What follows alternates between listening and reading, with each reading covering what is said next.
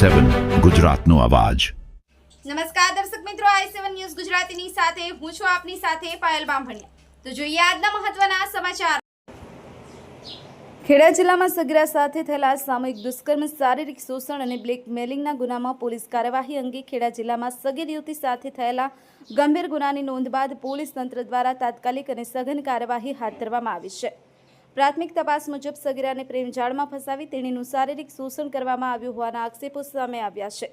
પરવેઝ અનવર ખાન ઉર્ફે મુનાવર ખાન, મુબારક ખાન પઠાણ, માહિર યાકુબ ખાન પઠાણ, ફૈઝાન ખાન, જહીર ખાન પઠાણ, તોફિક ઉર્ફે તોસિક ખાન, હુસैन ખાન પઠાણ, અયાન લિયાકત ખાન પઠાણ, મોઇન ફિરોઝ ખાન પઠાણ, મારૂક ઉર્ફે નુરાની મુબારક ખાન પઠાણ, સલમાન આરિફ ખાન મુબારક ખાન પઠાણ, એક આરોપી સાહિલ લિયાકત ખાન ઉર્ફે દાઉદ પઠાણ હાલ ફરાર હોવાનું જાણવા મળ્યું છે। પોલીસ તંત્ર દ્વારા સ્પષ્ટ કરવામાં આવે છે કે સગીરાઓ અને મહિલાઓ સામેના ગુનાઓ અંગે શૂન્ય સહનશીલતાની નીતિ અપનાવવામાં આવી છે। પોક્સો અને અન્ય લાગુ કાયદાઓ મુજબ પીડિતાની ઓળખ ગુપ્ત રાખવી કાનૂની ફરજ છે। આ કેસમાં વધુ તપાસ ચાલુ છે। પોલીસ તંત્ર સમયાંતરે જરૂરી માહિતી જાહેર કરશે। Bureau chief Narendra Sharma, i7 news Gujarati, Anand.